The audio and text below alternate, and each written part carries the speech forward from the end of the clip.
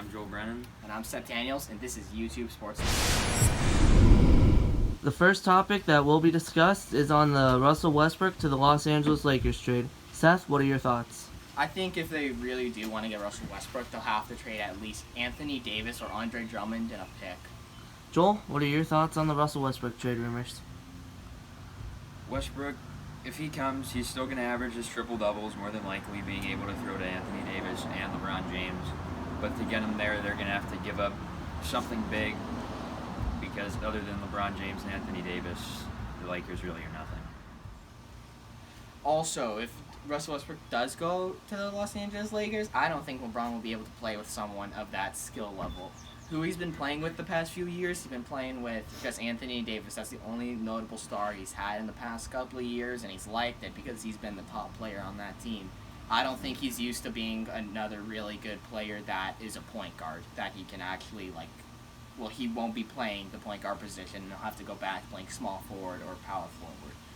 And I don't think he's going to enjoy that, so I think he's going to decrease his play time or just want to get rid of Russell Westbrook immediately. So, if Russell Westbrook comes, he could possibly take the star spot. Maybe. I mean, LeBron James, he's definitely the only person that the Lakers even look at right now. AD is kind of an afterthought, even though he is their second option. But with so many things that LeBron's chasing right now, I don't know if bringing Russell Westbrook in would really give LeBron the best feeling of what he wants to do. I mean, he's chasing to beat Kareem in all-time points. He has the most points in playoff history, and he's got a lot of assists. And at that point, with Russell Westbrook, with how he averages triple-doubles, I don't think LeBron's going to be able to get his assists up at that point. The next topic that we will be discussing today is the Suns and the Bucks finals. Joel, what are your thoughts? All right, so I'm going to start off saying my personal opinion, Suns in 6. They're taking this. Chris Paul comes to the Suns when they are shit, all right? The only person on the Suns before Chris Paul came was Devin Booker, and Devin Booker has been there the entire time from 13 and 69 to now. I mean, he's been there the entire way. You bring in DeAndre Ayton, who is a great center. He can get boards, he can get assists, and he can get points. Chris Paul, just to go to their last game that they had against the Clippers, down 7, just goes off. He had 10 points at halftime. He finished with 41. I mean, that's just insane. And having a number 2 option with Devin Booker, I mean, they're winning. That's all I gotta say. Chris Paul's the number 2 option. Devin Booker took this team over in the playoffs. I gotta say, if we're talking regular season, Chris Paul's the number 1 option. But now in the playoffs, Devin Booker's proved that he's the number 1 option, and DeAndre Ayton has proved that he might be the 2. I think Chris Paul just has the leadership role that they were looking for to kind of guide Devin Booker to take over the Suns. If we're just talking Chris Paul, I think he's been really good. I just don't think he's going to be the number 2 option. He's good at he's really good at passing the ball around and getting good shots in, and that leadership he plays in the Suns' role right now to get to the finals was amazing. But I just don't think he's number 1 or 2. I think Devin Booker plays better. I think he's been playing really well this season, especially from the Chris Paul, how he's been mentoring him. And I think DeAndre Ayton really took over this season, making him a really good addition to the Suns. Even though he hasn't played really well in the previous years, I think he's coming up this year. Joel, do you have anything else to add on to that? DeAndre Ayton as a 2 option over Chris Paul. Yeah. Anyway, I accidentally said that. He can shoot pretty well. He's a great rebounder. That man, if you want 20 rebounds, he's getting you those 20 rebounds. Okay. He's a great scorer, and his height has such a big role. Chris Paul, if I want him to drop 20 points, I know he's older, and he's not going to be able to drop 20 points every night. I just said he just dropped 41. Yeah, he dropped 41. 10 at half. He dropped 31 in 10 one at half. half, though, exactly. He had 31 in the second. So he's going to be doing that every day. Every game, he's going to be doing that. You think he's going to do that every game? It's not that consistent. Okay, he's not that consistent. Okay, he's not going to be dropping 40 points every game. If you want to say that's consistent, almost 20. if you want to say that's consistent, 10 points in the first half, but you're getting 31 in the second? Yeah. I would take that any day of the week. That's not 31 consistent, points. Though. DeAndre Ayton has been putting up good points for a while now. So is Chris Paul. Compared to DeAndre Ayton's scoring stats, not as well. Seth, do you think that Chris Paul is what the Suns needed to make this far, though? Yeah. I think it's what they needed, especially in his just leadership role. I think they didn't have a good, anything really. They only had Booker, and even then he wasn't just leading that team. He wasn't taking a good leadership role.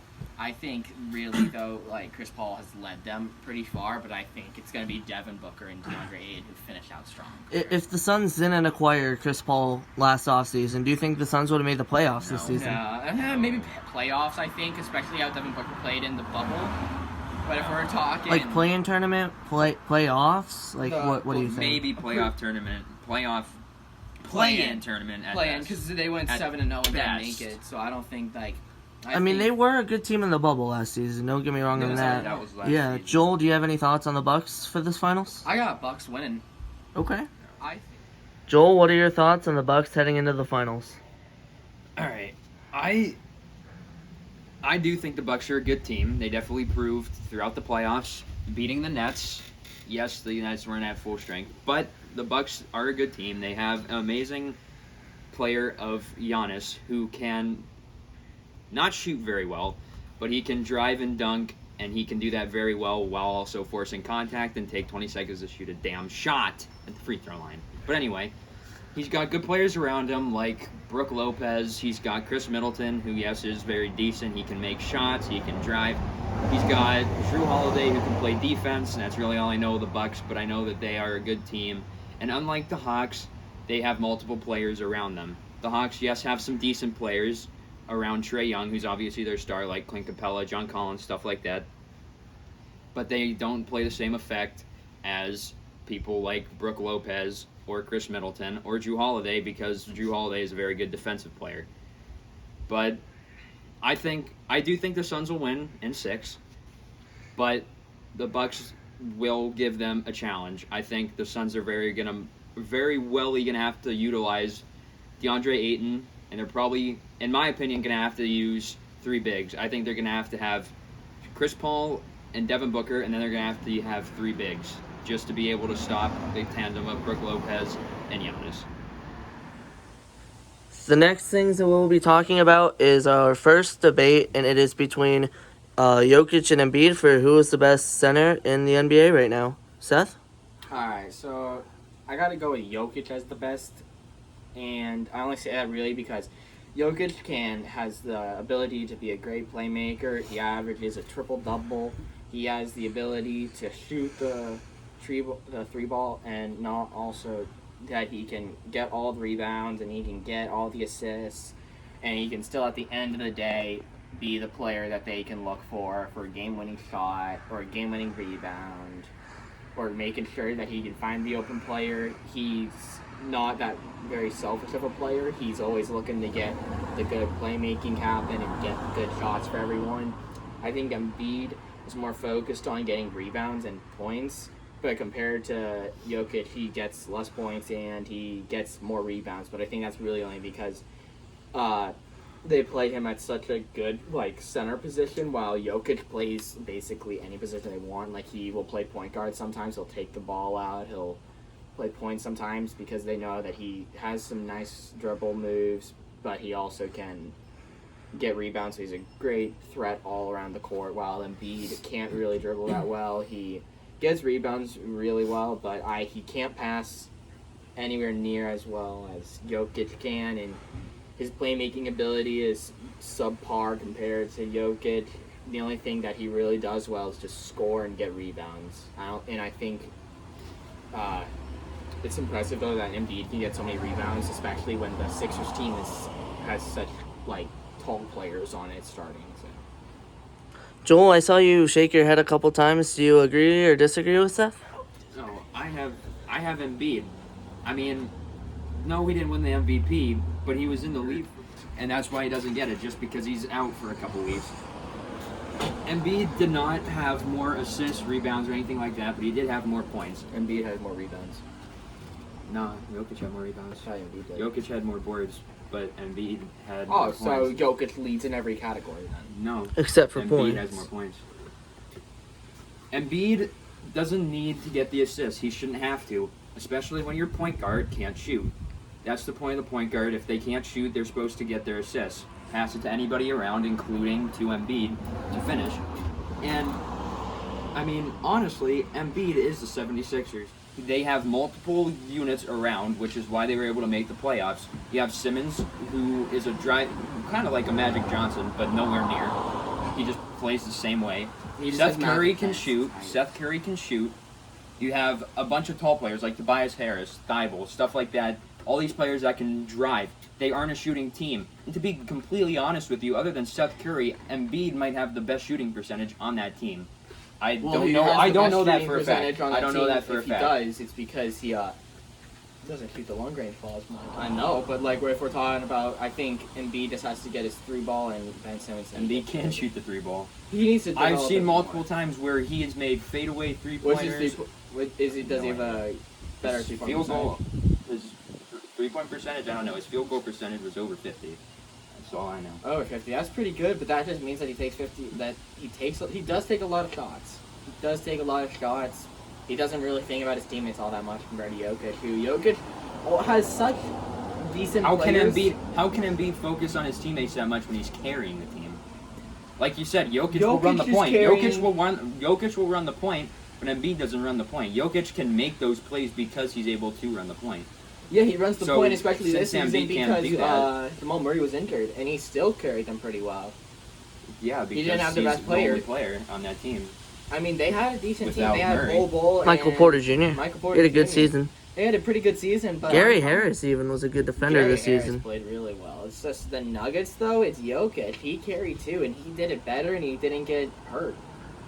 He didn't get fatigued as last season. Didn't get hurt. You can't really put that on a player. All right. Well, I mean, they're saying like he didn't get hurt, like. That may have helped him win the MVP. Like Jokic won the MVP without. The MVP. Embiid was number 1 the entire year until he got hurt. Because he was carrying that team and could do everything that you said he wasn't doing. I mean, he wasn't even in second for MVP votes. He was in third. Curry was second. He got That was hurt. also after the injury. I mean, Curry was hurt too. No, he wasn't. Curry was in the beginning of the season. That was in the very beginning of the season. In the very beginning, I mean, that means that he lost on a head start to get in. Okay, and then he got in because Embiid Embiid got hurt, so Embiid dropped and he rose up because he was carrying that team yet again. All 3 of these players carried their team. And that's just a fact of it. Yeah, they did all carry their teams. Yeah. Guys, make sure if you're enjoying the video, please drop a like or subscribe and comment a couple things like who's your favorite team? We want to know. I'm a Rockets fan. Seth and Joel, they both like the Warriors. And who do you think is the best center in the league? But yeah, we have one more discussion topic, so we're going to get right back into that. All right, so the next topic we're going to be talking about is LeBron James the best NBA player right now in the league? What do you got, Brady? Yes. LeBron James is definitely still the best player in the NBA today. Despite what anybody says, he got injured, him and AD, to going into the playoffs. Let me tell you this, if LeBron and Davis were still playing healthy, they would be in the NBA Finals right now going against the Bucks. They would win easily. I'd say LeBron is the best player. I mean, just look at the stats. 25 points, 8 assists, 8 rebounds. I mean, no, he's not leading in anything, but still, to put up that at his age of 36, and still be playing at an all-star level every single year of your career, you're the best player in the NBA. Joel?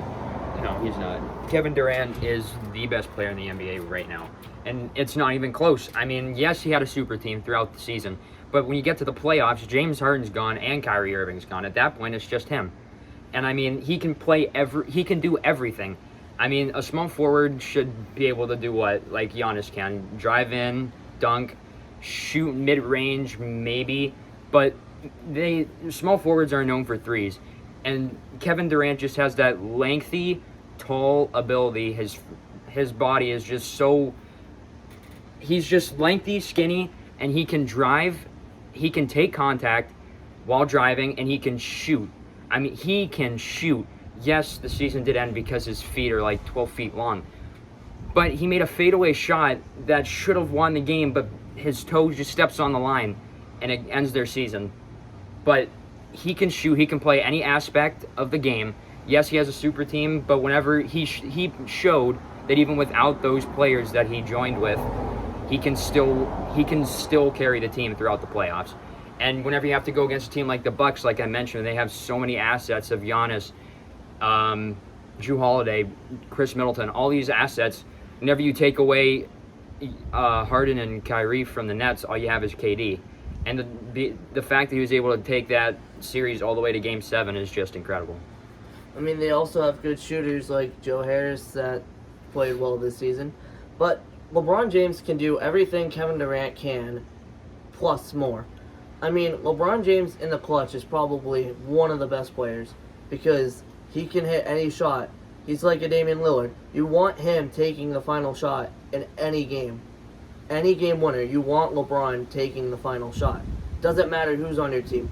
You can have Stephen Curry, James Harden, and LeBron on the team. When it comes down to the final shot, I want LeBron James taking the shot. I mean, he's just arguably the best player of all time behind Michael Jordan. If you have Steph Curry on a team, if you have Steph Curry on a team with LeBron, you want LeBron taking the final shot. Yes. Any game, I want LeBron taking the shot because with his size and his length, he can play any position. He can go over the tallest player in the league, and I'll still have money that he makes that shot. Steph Curry is being guarded by Giannis on the Why would perimeter. they do that? Why? That makes no sense. In a game-winning situation, in a Warriors-Bucks game, and Giannis is guarding Curry, Curry is most likely going to miss the shot because he can't even see the gosh darn rim. I mean, if you have LeBron taking that shot over Giannis, he can see the rim, get over Giannis, and still make the shot. No. Yes. Giannis would block that. Giannis would not block. Giannis would block that shot. No. Yes, no. he would. LeBron Giannis would James- block that LeBron shot. James can hit a shot over anybody in the NBA right now. So you're saying if they're playing the Lakers, they would take Giannis and put him on LeBron because that is the exact matchup, right? Because they're both small forwards, so they would put him on him. So it's an equal battle then, right? Well, I mean, if Curry's taking a final shot, at that point, I mean, why they're don't going to you have put- their best defender on him. At that point, why don't you put Brook Lopez on LeBron so then there's a height difference? Well, because Brook Lopez's length compared to Giannis is just... LeBron will still hit the shot. LeBron will still hit the shot over Brook Lopez. Steph Curry can barely even see the rim over Steph Brook Curry is Lopez. the greatest three-point shooter of all time. He shot over tall people he shot over everybody. He can shoot over people. He just has to put more arc on the ball. I mean, yeah, but like Curry taking the final shot over a tall player, you probably have less of a chance of him making that than LeBron making it over a taller player. Okay, so the only thing that LeBron would have over Curry of making a shot like that would be that he has the height and could hit a fadeaway shot. Just because of the height, you're saying you would just because of his height, you would say you would rather have him taking His height, yes, and just how he performs in clutch moments. I mean, yeah, Curry performs great in clutch moments, but there aren't many game-winning shots that Steph Curry has had with a taller, really good defender on him. Yeah, because why would people put a tall defender on Curry? To block the shot. Okay, you put a tall defender on Curry, then they'll pass it to the big man that you have the mismatch on. And then they'll win the game because you have a mismatch on somebody else. I mean, okay, how about this? If you have a singular second left and you have to get the ball in somebody's hands and they have to get it off right away, would you rather have Curry or LeBron taking that shot? LeBron. That makes no sense. Why? Why LeBron when you have that little time? Because Curry can get the ball out of his hands so fast, and he's the best three-point shooter of all time, undoubtedly. Well, no matter who's guarding LeBron, I'll have faith that he's making a shot. I mean, what if people are double-teaming Curry now at this point? LeBron could probably make it double-teamed. Curry's not as much double-teamed with game winners as much as LeBron has been. So now you're saying they're going to double-team. Okay, Brady, so... I'm just going into, like, different situations. Like, depends. Like, you have the tall player guarding Curry, he'll most likely miss. You have a tall player guarding LeBron, he'll most likely make it. So... But now, say they are doing something different. Say now they want to have their two best defenders on Curry. He'll probably miss. They have their two best defenders on LeBron. He'll probably make that. Okay, well, the argument here... Steph Curry isn't in the argument of being the best in the league right now. No, he's not. So you put KD in that situation. You get him double-teamed, or you put Giannis on him, he will make the shot. But 9 times Because out he's of tall 10, and lengthy, 9 he can times make out that of 10, shot. LeBron would make it over Kevin Durant. No, Brady. Yes. 9 out of 10? 9 out No of 10. way. I want LeBron over Durant. No way. Yes. Right now? Right now. No, he would not. LeBron's the best player in the NBA. No, he's not. Yes, he is. He's not. I can't name one player that's better than him. I can. Besides Kevin Durant. Besides Kevin Durant? Probably nobody, because nobody has his ability of being able to... Nobody in his position has what he can do other than Kevin Durant, and Kevin Durant can do it better. I mean, If you want to say driving-wise, LeBron has that. Shooting-wise, Kevin Durant has that. let's go into this. Kawhi Leonard, who can play defense and can shoot. Why wouldn't you have him over Kevin Durant? Because Kevin Durant, like I've been saying, is tall, lengthy, I take and has LeBron a over Kawhi. huge wingspan, okay? So you put him on defense, he can easily block a shot better than Kawhi. Kawhi's hands are the longest in like the NBA. Okay, but KD can... And his wingspan is also huge. Yeah, but you have KD, he can move along with, like, yes, his feet would move, but he also has his arms that would block as well. KD, if you're putting a shot up, I would rather have KD contesting that shot than Kawhi because of his wingspan being so long and because of how tall he is. Obviously, he has the height advantage over Kawhi, so he has the height and he has a huge wingspan to block it. He might not even have to jump at that point. He could just stay on his feet and go like this, and he could still block that. I mean, Kawhi is one of the greatest perimeter defenders of all time. Mm-hmm. And also, he can defend, like, anywhere in the post and, like, outside on the three. I mean, he's just lockdown defense. Kawhi is better. So are you bringing Kawhi into the conversation now or no? I mean, I'm not taking... what you're saying is that Kevin Durant's better than LeBron. Yeah, he is. And you say nobody else would be better than those two. But I'm going into LeBron is better than Durant and Kawhi, but I'd take Durant over Durant, Kawhi over Durant. So that Why Kawhi over Durant though? because Kawhi can hit shots and he's one of the best defenders in the NBA. So are you saying those are the top 3 players right now in the league? This regular season, arguably yes. Okay, Plus more. but does Kevin Durant walk out on his team? That doesn't make I'm just you saying. a worse player. I know it doesn't make you a worse player. That was stupid on LeBron's part. Does but he that walk does not, out on his that team? does not make you a worse player. Does Kevin Durant stay back on the other side of the court after the ball gets turned over and just watch the other team score on his team as he's just standing there? I mean, Kevin Durant gets back and plays defense. LeBron, no, it's not every time. No. I mean, But if they turn the ball over, LeBron just stands that there. is stupid on LeBron's part, but that doesn't make him a worse player. No, That but just if you want makes to put him it a at that worse point, teammate. then bring Kawhi into that because Kawhi will get back. Kawhi will get back. KD, yes. Kawhi, they'll get back on defense. Yes, LeBron will too. But at the same time, if you're not getting back on defense every time, why are you playing? I mean, at this point, I feel like LeBron is playing just so he can break all these records of these great players. I mean, he's been in the league half his life at this point? He came into the league 2003, yes. So he's playing, at this point, in my opinion, he's playing to break these records of Kareem. I mean, does he have the most Game 7 points? I'm not 100% positive He on that. probably has a high amount. He probably has a high amount of playoff points because he has to join so many super teams to get into the playoffs every year. That's also what makes him one of the best players. Like, he has the accolades like that, and he's still going right now at age 36 to achieve more accolades, like becoming the greatest scorer, having the most points. I'm saying if Kevin Durant never joined the Warriors, he would not have a championship right now. I would say if LeBron stayed on the Cavs his whole career, he still would get a couple championships. The Thunder really didn't have anything. I mean, he wanted to put a championship on his name, so he goes and joins a team like the Warriors that he knows will get it done, gets some rings, and then goes and joins the Nets, who are also a super team, loses his players, and does everything he can to take the Nets as far as possible. Yeah, that's also necessarily what LeBron did. Like, he went and joined different teams and won championships, and now, like, this season, he was out for some games, and he lost his second best player. I mean, without LeBron and Anthony Davis, the team is nobody. I mean, you take LeBron off the team, it's just Anthony Davis. They're going to be like the Pelicans and most likely miss the playoffs. But with LeBron on that team, they're already a championship contender. With LeBron on any team, they're a championship contender. And Anthony Davis. I mean, you have two of arguably top 5 top 10 players, LeBron being number 1, and Anthony Davis being in the top 10. You have 2 top 10 players like them against the Suns. I'm taking the Lakers.